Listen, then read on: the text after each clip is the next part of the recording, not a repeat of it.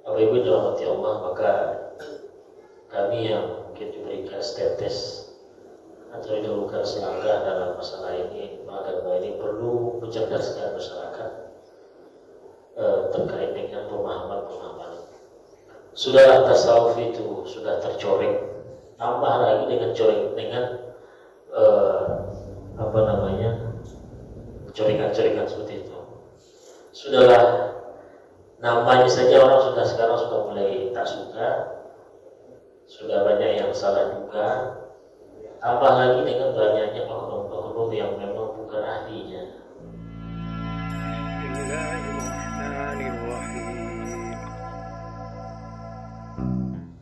Atau paham-paham tarekat yang kami sendiri bingung ini kok bisa muncul. Nah, ini yang mungkin perlu kita ketahui sebetulnya duduk perkaranya seperti apa. Dan kami di di bidang fatwa MUI mungkin dalam waktu dekat akan coba untuk berkumpul dan membahas itu. Satu contoh Bapak Ibu yang dirahmati Allah, ada barang baru dalam artian paham tarekat ini. Dia ada fanpage-nya, fanpage apa namanya, semacam media sosial di Facebook, itu bentuknya Facebook tapi fanpage. Kalau nama saya rahasiakan dulu. Itu saya tengok beralamatkan di Pekanbaru, video tokohnya banyak di situ. Nah, saya pribadi dan kawan-kawan coba menyimak. Ya cukup membuat bulu roma atau membuat kita merinding lah. Salah satunya yang saya ingat, dia mengatakan bahwa insan itu adalah aku. Aku di situ Tuhan. Insan itu adalah aku. Aku di situ bukan aku kita, tapi Tuhan. Belum lagi dia menjelaskan syahadatain itu, asyhadu an la ilaha illallah dengan wa asyhadu anna Muhammadar Rasulullah itu. Saya pribadi seumur belum pernah mendengar itu. Bapak Ibu dirahmati Allah, maka kami yang mungkin diberikan status atau didahulukan selangkah dalam masalah ini, maka ini perlu mencerdaskan masyarakat terkait dengan pemahaman-pemahaman. Sudah tasawuf itu sudah tercoreng, tambah lagi dengan corengan-corengan seperti itu. Sudahlah, namanya saja orang sekarang sudah mulai tak suka, sudah banyak yang salah juga, tambah lagi dengan banyaknya oknum-oknum yang memang bukan ahlinya, artinya yang gadungan gitu. Jadi semakin rusak lah jadinya pemahaman tasawuf atau tarekat itu. Maka Bapak Ibu dirahmati Allah, pada pertemuan ini ada dua hal yang ingin saya sampaikan. Pertama, bagi kita yang mungkin mengikuti pendapat ulama yang menerima ada satu ilmu namanya ilmu tasawuf. Ini bagi kita yang menerima itu. Bagi kita yang tak menerima sama sekali, ya apa belum, ya kan? Ini bagi kita yang menerima, kita yakin bahwa tasawuf itu ada, tasawuf itu memang sebuah ajaran yang benar, begitu, ajaran agama yang ada dalilnya. Kalau itu pemahaman kita, maka ini saya berikan ke orang-orang yang seperti itu. Tapi kalau kawan-kawan, rekan-rekan yang punya pemahaman dari awalnya tasawuf itu bid'ah dan segala macam, ya sudah. Jadi Bapak Ibu dalam Allah, kan kita mengenali dalam dunia tasawuf itu ada tarekat-tarekat. Nah, tarekat, contohnya tarekat yang besar-besar lah di Indonesia ini, ada tarekat Satari, ada tarekat Naqsyabandi, ada tarekat Khalwati. Saya tahu di Indonesia ini ada apa tidak? Mungkin ada. Ada tarekat Syadili, ada tarekat Rifai dan sebagainya. Intinya tarekat itu sebetulnya adalah metode yang itu sudah dilalui oleh orang-orang tertentu yang dia sudah berhasil gitu mendidik dirinya lewat gurunya. Nah, metode itu yang diajarkan kepada orang-orang yang ingin juga mengikuti langkah dia. Jadi thariqat itu jadi metode atau jalan. Sebelum dulu ada jalan raya, ini ke Jakarta Pak. Awal-awal orang mencari jalan untuk bisa ke Jakarta, itu pasti mencoba-coba. Tembus ini, gagal pokoknya. Ya sudah, berikutnya orang coba lagi jalan lain, gagal juga. Setelah 20-30 orang mencoba, ada satu yang sukses. Tembus sama dia jalan ke Jakarta. Nah setelah itu kan orang tinggal mengikuti lagi. Setelah itu ada lagi orang mencoba untuk mencari jalan lain. Mungkin lama jalannya atau jalannya buktinya berbahaya, cari jalan lain lah gitu. Ketemu lagi jalan yang lebih singkat. Nah kita yang sudah tersedia akses jalan ke sana, tinggal pilih mau yang ini atau mau yang itu. Begitu juga Bapak Ibu rahmati Allah, untuk bisa sampai mengenal Allah dengan baik, itu memang kita butuh guru pembimbing. Dalam dunia tasawuf namanya mursyid, dalam dunia tarekat namanya mursyid. Mursyid itu pembimbing katanya.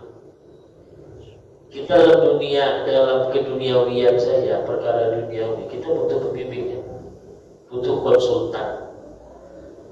Dalam bidang ekonomi, yang ini kita butuh konsultan. Kedokteran contohnya.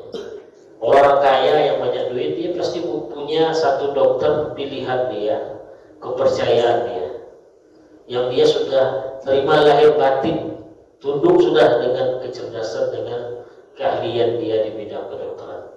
Sehingga apa akibatnya? Apa kata dokter itu akan diikutinya, karena dia sudah percaya betul dengan dokter itu. Setelah dia meneliti, mencari-cari, membandingkan, akhirnya dia putuskan juga, saya akan mengangkat dokter Syanu sebagai dokter spesialis saya.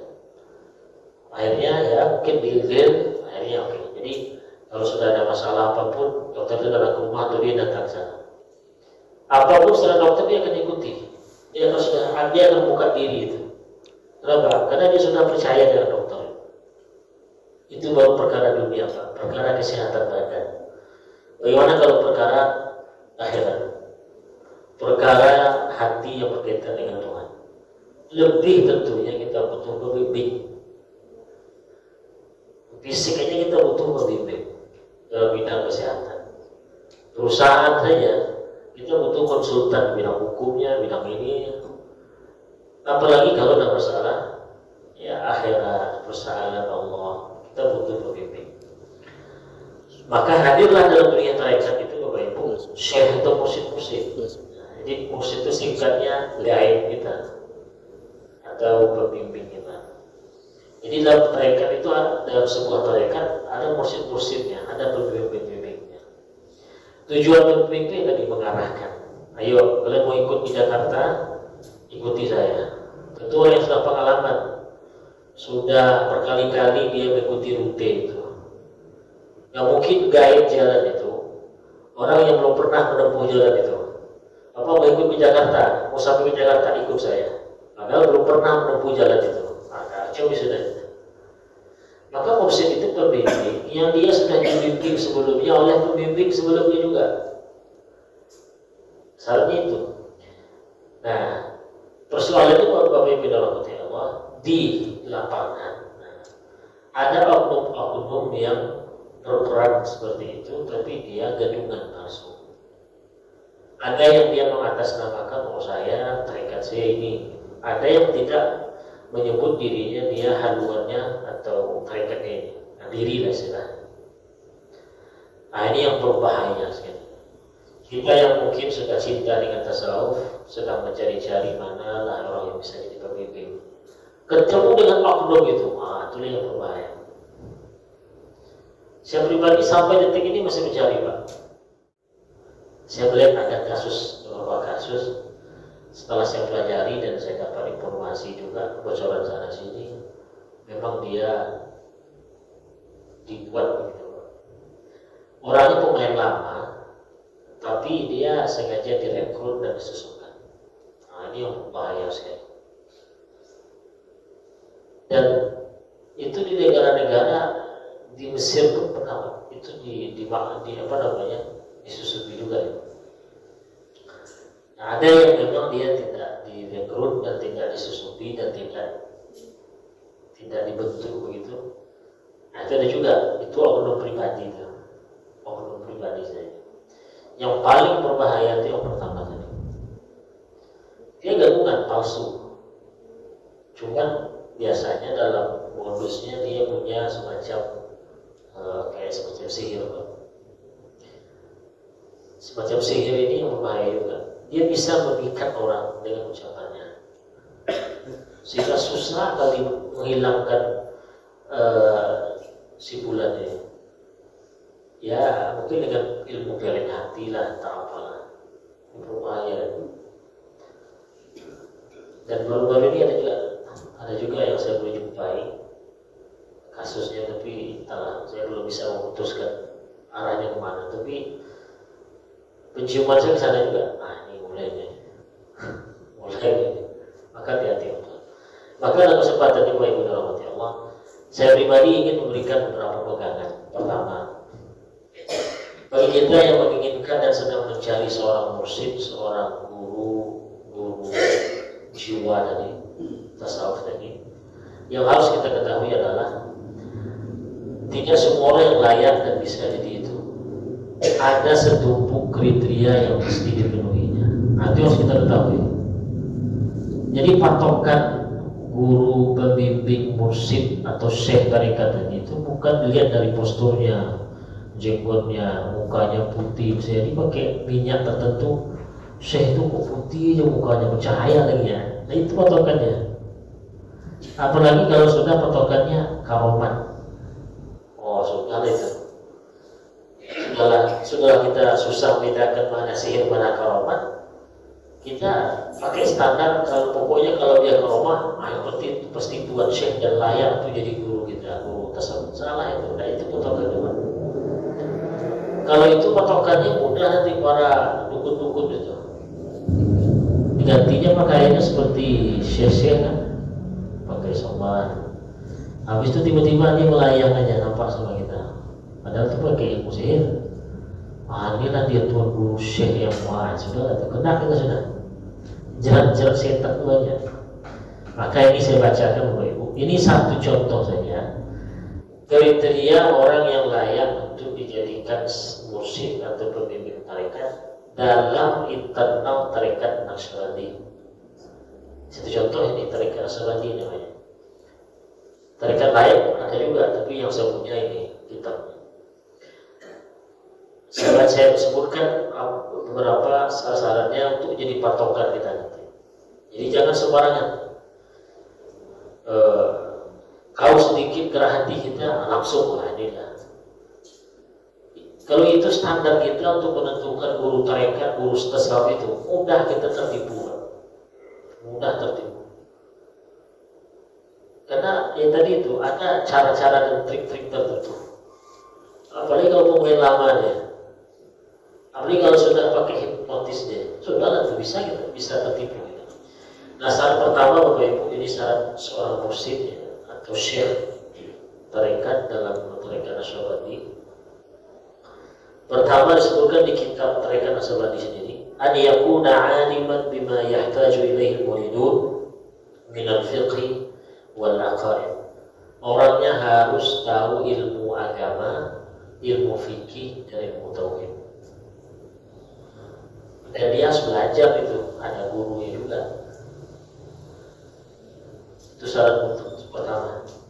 Jadi syarat mursyid, syarat guru tarekat dalam tarekat Naqsyabandi adalah dia harus tahu ilmu fikih. Karena ilmu fikih itu berkaitan dengan keabsahan ibadah kita. Jadi kalau ada yang ilmu tentang fikihnya dia amburadul bawahnya, tambah lagi ilmu akidahnya tidak ada, sudahlah. Berarti kriteria pertama ini tak ada, tinggalkan aja jauh, tidak ada.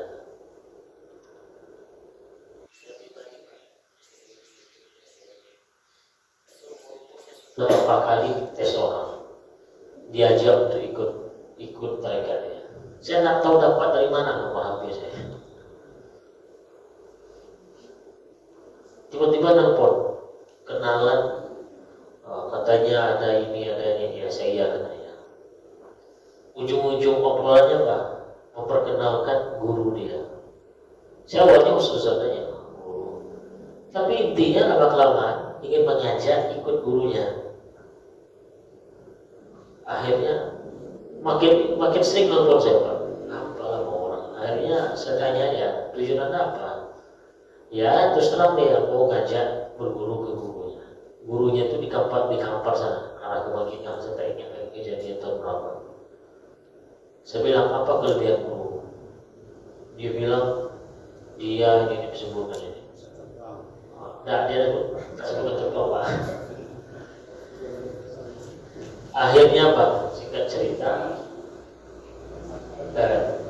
dia berikan yang satu pertemuan dia dan gurunya ada di samping. Diberikannya HP itu gurunya. Ceritanya saya dan gurunya langsung. Akhirnya singkat cerita Pak, saya bilang begini, ini aja lah. Saya memang lagi nyari guru tarekat, guru untuk dalam saya. Tapi saya ada kriteria. Nah sekarang begini Pak, sebenarnya. Ada nggak satu yang bisa membuat saya yakin kalau Bapak ini layak jadi guru? Ada katanya. Apa? Coba sekarang Ustaz, kalau Ustaz bukan di sana.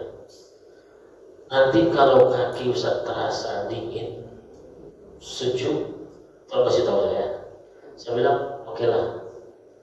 Waktu itu saya di ruangan AC. Saya bilang. Nah, tapi jujur ya kata dia, kalau dingin bilang ya, iya Pak. Ya, kalau sudah begitu saya siap-siap juga. Saya zikir tertentu. Takut dia pakai sihir kan. Nah, entah 1 menit, 2 menit. Nah gimana Ustaz? Saya bilang, nah terasa dingin. Ya kalau nggak ada saya bilang. Ini berarti belum apa ya Ustaz belum ini. Saya salahkan ya. Ya udah coba lagi saya bilang. Sampai 3 kali Pak. Tidak terbukti yang dia sampaikan. Saya salah tanya, berarti Ustaz bohong. Tidak ada sebenarnya. Kalau saya bohong lah sumpah, gitulah bahasanya. Sejak itu gak ada telepon lagi. Sebelum itu Pak orang Jakarta, tak dapat dari mana HP saya. Dia bilang pula saya ada guru, bagus. Katanya gini, untuk memikat saya, Ustaz, foto antum, foto Ustaz itu sudah saya perlihatkan guru saya. Bagus. Terus apa ada sebut guru Anda? Kata dia, Ustaz orangnya alim. Namati saya, biasa tuh namati saya. Terus apa? Orangnya baik hati. Puji-puji lah. Ingin mencoba untuk menarik hati, memikat hati kita. Saya gini aja lah. Tolong sekarang, saya bilang, tanyakan guru Anda. Pagi tadi saya melakukan satu maksiat. Tanyakan guru Anda, apa maksiat saya yang lakukan pagi tadi? Setelah itu tak ada telepon lagi. Nah, itu singkat cerita Pak. Di kandungan, bahaya kandungan. Hati-hati Pak. Kalau kita sudah kena yang kandungan ini, nah itu yang terjadi. Mau berapapun dia minta duit kepada keluarga nanti. Karena kita sudah serahkan jiwa raga kita ke dia. Bapak mau bertemu dengan Khidir umpamanya dan seterusnya. Kita iya aja. Berikan tanah Bapak di situ, cobalah. Maka hati-hati untuk. Jadi syarat pertama, dia harus berilmu agama, fikih dengan akidah. Dia harus berguru. Kalau dia baca-baca buku nggak bisa. Artinya dia belajar ilmu fikih, ilmu akidah, jelas gurunya siapa. Kalau dia bilang pesantren di mana, siapa gurunya, apa kitab yang dibaca, gitu. Yang kedua, Bapak Ibu dirahmati Allah, an yakuna 'arifan bi kamalatil qulubi wa adabiha wa afatin nufusi wa amradiha. Ini yang berat. Kalau yang tahu ilmu fikih, akhirnya ada banyak saya jumpai. Tapi yang nomor 2 ini yang saya belum jumpai. Dia harus tahu dengan mana hati yang sakit, mana hati yang tak sehat, yang sehat. Bukan secara medis ya. Bapak ini, saya tahu Bapak ini hati itu penyakitnya ini. Begitu. Kita masuk tasawuf itu kan untuk bersihkan hati, Pak.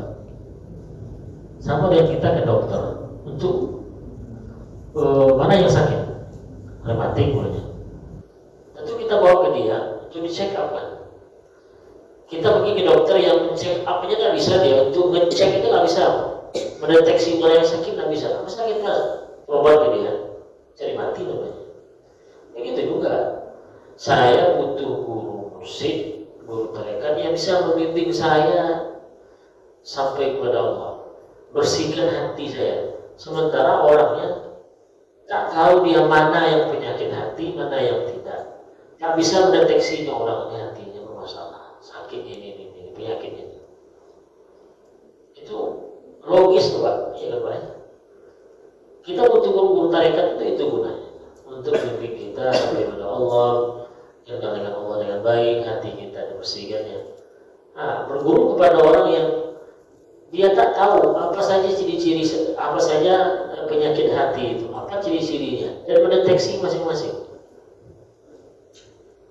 Dan itu yang saya belum jumpa. Dan kalau ada nanti Bapak tahu, kasih tahu saya. Sama-sama menuntut kita ke dia.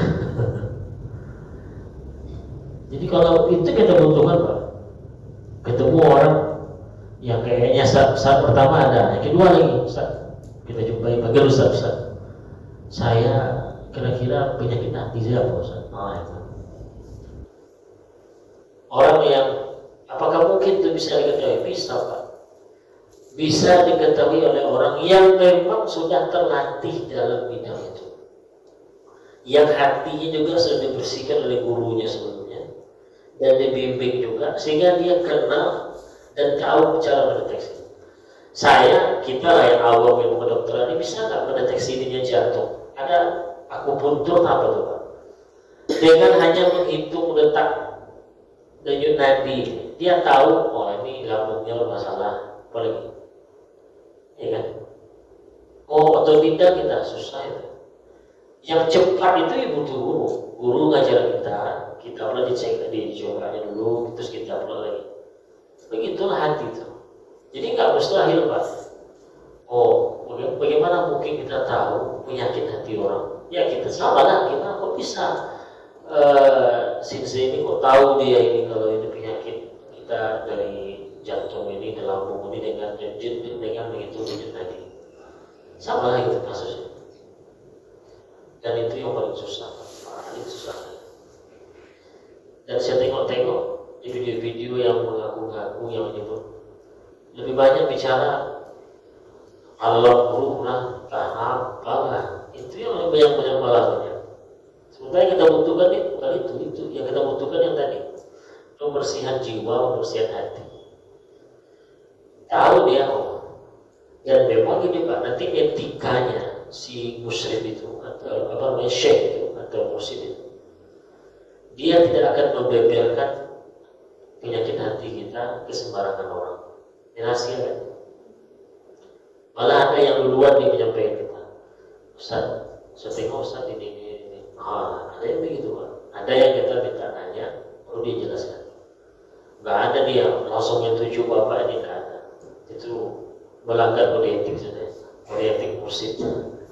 Nah, yang kedua tadi Pak, dia mengetahui mana hati yang sakit, mana hati yang bersih, dan bisa wa kaifiyati hifdzi sihhatiha, dan tahu cara membersihkan yang sakit. Apa ya kan? Ya dokter lah, tahu dia Bapak penyakitnya ini berdasarkan hasil ini indikatornya. Nah sekarang Pak, cara untuk bersihkannya, cara menyembuhkan lambung Bapak itu ikuti ini. Nah itu seperti itu yang kita butuhkan untuk hati kita. Mendeteksi dulu apa hati kita bermasalah apa tidak. Kalau bermasalah, apa masalahnya. Setelah itu apa cara untuk membersihkannya. Rumit bagi kita yang memang tak pernah masuk ke daerah itu, rumit. Tapi yang sudah itu dunianya mudah begini. Maka saya pernah cerita bahwa dulu pas saya pernah sampaikan di sini, ada seorang syekh datang, dia sedang memberikan kajian seperti ini. Ada muridnya datang Pak, masuk ke masjid ini. ditengok sama syekh, sama gurunya, langsung dia bisa mendeteksi kalau muridnya ini ketika masuk ke ruangan masjid ini ada kesombongan waktu itu di hatinya.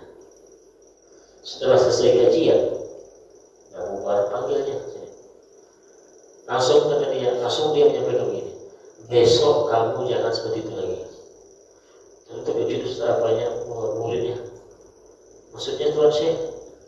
Kata dia, saya tadi melihat kamu masuk ke masjid ini ada sedikit rasa sombong di hatimu.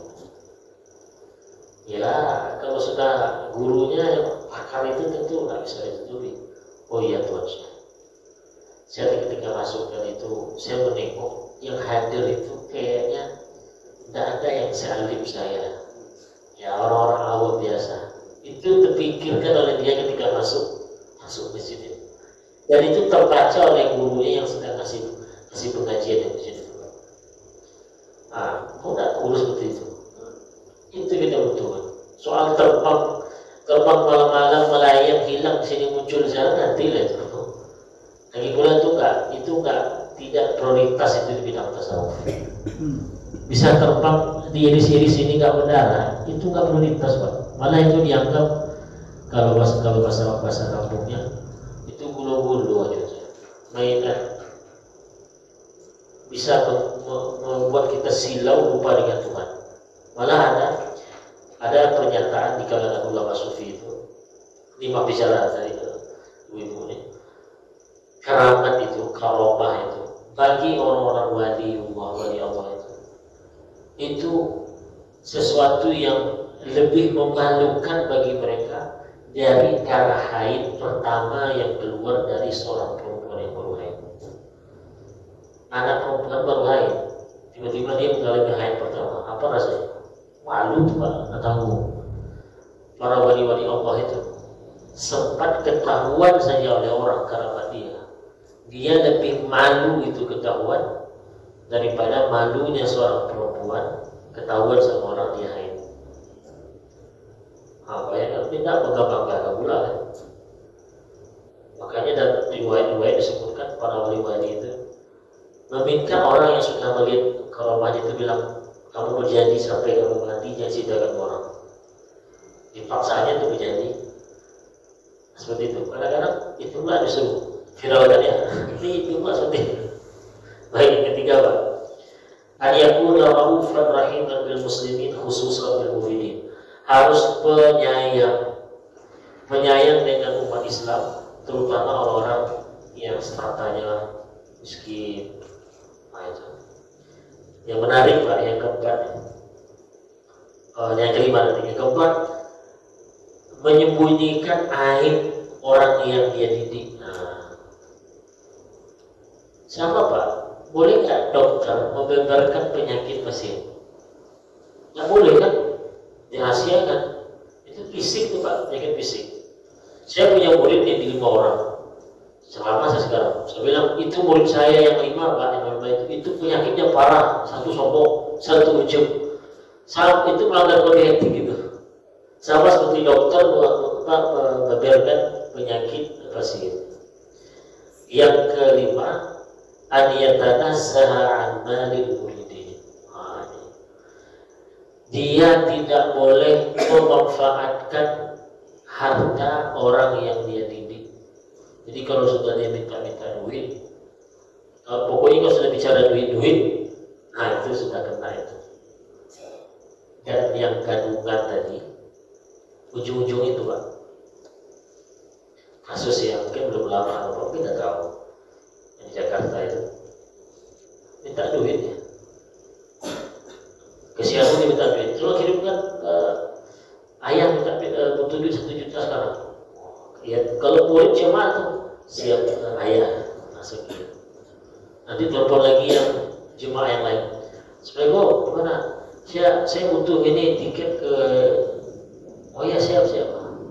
Kalau ini orangnya tinggal bedanya lah. Ini syaratnya an yatanazzaha an malil muridin wa la yatma'u fi syai'in mimma fi aydihim. Dia membersihkan diri, jauh-jauh dia tidak mau ikut, tak mau terlibat ikut campur, tergiur dengan harta atau kekayaan jemaah yang dia bina. Dikasih mobil pun nolak dia, bukan di awal-awal. Kalau di awal bisa aja orang Pak, biar ketahuan kan. Ini terus selama saya sama tuan guru itu berkali-kali saya nawarkan dia mobil, nawarkan tidak diterima, malah marah-marah. Nah itu oke. Tapi kalau awal-awal dia setahun, 2 tahun, setelah itu dia minta malah. Itu kasusnya yang kemarin yang mengaku Imam Mahdi yang ditampar itu sampai ke UAS itu ceritanya. Dia minta ini, minta itu, minta belikan ini, minta belikan itu, dikasih. Karena dah kenal dari itu Pak, kepercayaan. Dia berbahaya sudah. Bangkrut pun nanti bapaknya jemaahnya sadar dia merasa saya. Jadi ciri-cirinya Pak tidak tidak mencari uang jemaahnya, itu intinya. Nah itu yang penting kalau yang penting. Tambah yang keenam, dibanyak kriterianya Pak. Ayakuna muktamiran bima ya'muru bihi muntahiyan amma yanha. Dia harus mengikuti ucapan dia dengan perbuatannya harus selaras. Apa yang dia suruh ke jemaahnya, ya dia kerjakan juga. Apa yang dia larang, wahai jemaah, wahai muridku, wahai ini, jangan lakukan ini. Dia juga tidak boleh melakukan itu. Harus selaras ucapan dan perbuatan. Nah ini yang mesti kita pahami Ibu, agar jangan nanti terjebak oleh musik-musik gabungan. Dia bisa, mereka memanfaatkan kebutuhan kita tadi Pak. Kita butuh pembimbing akhirat, bersihkan hati kita. Itu dia dimanfaatkan. Pakai apa? Pakai dengan menampilkan karamat atau dengan menggunakan bantuan sihir, pelet. Nah itu metodenya Pak. Itu caranya. Maka ditengok aja dulu orangnya. Wah ini orang ini kayaknya betul-betul suka dengan tasawuf. Dan dia sempat pula bilang pengen jadikan guru. Sudahlah. Mulai dia pelajari, masuk. Hati-hati betul Pak. Kan ngeri nanti jemaah Masjidul Fajar masuk dalam jaringan tarekat ini pokoknya. Yang bergurunya baru-baru ini ditangkap. Kacau. Oke, terakhir Bapak Ibu. Ini kalau tadi kriteria guru atau tuan guru atau mursyid. Sekarang kajian materi pembahasan ini singkat saja. Kalau sang guru itu sudah membahas kajian-kajian tasawuf yang itu berkaitan dengan Ibnu Arabi, ada tokoh sufi yang namanya Ibnu Arabi, sampai sekarang terkenal, cuma dia kontroversial. Artinya tokoh yang memang diperbincangkan sampai hari ini, dia sufi yang benar atau sufi sesat. Itu terpecah itu pendapat ulama. Ada ulama yang bilang sesat itu, ada yang bilang tidak, kenapa sesat. Dua-dua ini saling berargumen. Nah, dan itu yang banyak sekarang Pak. Paham wahdatul wujud namanya. Wahdatul wujud. Insan adalah aku adalah Tuhan, Tuhan adalah aku, pokoknya macam-macam. Dan saya pernah itu diajak orang. Jauh-jauh satu komplek perumahan dengan saya dulu tahun berapa. Ada bapak-bapak. Dia cara untuk merekrut saya mudah Pak, cantik caranya. Saya baru datang situ, nyewa rumah di situ. Kebetulan sama orang Waju juga. Jadi kunjunginya sore-sore, gimana sehat Pak? Saya berbagi bapak. Berikutnya nanti dia titipkan sarung baru. Momennya tidak ada, momen maulid tidak ada. Pokoknya tiba-tiba kata istri, ini dari bapak itu ngasih sarung. Nah, mulai makin banyak pemberian Pak. ujung-ujungnya rupanya ngajak hadir pengajian dia sekali dalam seminggu, karena sudah banyak pemberian segan kalau saya hadir, aneh saya. Oh, di situlah saya tahu ada Jumat. Saya simak betul kajiannya. Oh, rupanya kajian itu Pak. Contoh, ini apa nih? Gelas. Gelas yang mana gelas itu? Wah, itu kajiannya tuh. Contoh saja nih. Ini bukan gelas. Saya simak. Saya cermati ya. Udahlah. Tahu-tahu saya minta ngasih tausiah. Saya manfaatkan situ. Saya berikan yang tadi ciri-ciri guru, orang yang layak untuk dijadikan guru. Saya berikan cirinya tadi. Besoknya tak datang lagi, tak diundang lagi. Kodeng mungkin. Karena sempat dijawabnya itu tuh Pak. Saya bilang di antara kata kitab ini, saya bawa kitabnya. Kata kitab mereka ini. Orang yang layak untuk dijadikan guru itu sampai kepada Allah adalah paham ilmu fikih, paham ilmu akidah. Gelisah ya Pak. Sudah kok gelisah. Habis saya nyampaikan tausiah, ngomong dia dengan bahasa yang kesini. Ujungnya gini intinya, ya susah jadinya yang seperti itu Ustaz. Nah itu cara dia mengelak. Susah cari yang ahli fikih, susah. Ya kalau susah kan gimana lagi? Singkat ceritanya, yang adanya lagi artinya secara langsung dia mengatakan, dia merasa saya mengatakan dirinya tak layak. Nah, cara jawab dia apa? Ya saya setuju harus ini pakar ini, tapi kan ya ada susah. Ya udah yang ada aja lah dijadikan guru. Nanti sejak itu saya tak datang ke rumah lagi, kali tanya ada lagi. Oh baru paham. Ada yang mesti Pak. Jadi wahdatul wujud. Diri, mana diri itu? Oh itu kan diri, apalagi? Oh Tuhan, mana Tuhan itu? Nah kalau itu hati-hati itu. Apalagi kalau sudah masuk kaji martabat 7. Kalau itu ya hati-hati. Saya berpesan hati-hati saja. Maka kaji-kaji yang model itu yang tadi disebut dengan wahdatul wujud itu bersumber dari buku-buku Ibnu Arabi. Nah ini fatwa ulama Madzhab Syafi'i kita namanya Ibnu Hajar Al-Haytami berpesan membaca buku-buku Ibnu Arabi itu jauhi sebisa mungkin. Saya nggak pernah bisa baca buku Ibnu Arabi. Padahal saya bisa baca kitab bisa saya. Tapi untuk membaca karya beliau Ibnu Arabi saya ikuti fatwa ini. Kenapa? Memang ibarat laut dalam ombaknya dahsyat. Kalau baca sendiri luar biasa, tenggelam kita, bisa sesat. Nah kasus yang baru kemarin itu dia baca sendiri Pak, dibaca di kitab itu, entah gurunya siapa, entah siapa. Di sini gue sampaikan di sini bahwa kata dia banyak yang tersesat membaca buku Ibnu Arabi itu. Maka kata beliau harus dijauhi sejauh mungkin. Maka kalau seperti saya umpamanya kami yang bisa baca kitab, sebisa mungkin tolong jangan dibaca buku itu. Nah Bapak Ibu gimana? Sebisa mungkin juga jangan ikut tarekat-tarekat yang bunyinya ngomongnya itu. Terus saya ikut. Kalau sudah bicara aku adalah akulah, sudahlah. Hati-hati Pak. Sebelum kena ini tentang saya itu menyampaikan. Kalau sudah itu pembahasannya mana yang diri, mana yang itu susah. Yang kita butuhkan tadi pembimbing hati Pak, bersihkan hati kita, membuat kita rajin beribadah, rindu untuk hati itu bawahnya, rindu untuk itu kita butuhkan beribadah dulu bukan sampai pada ini gelas.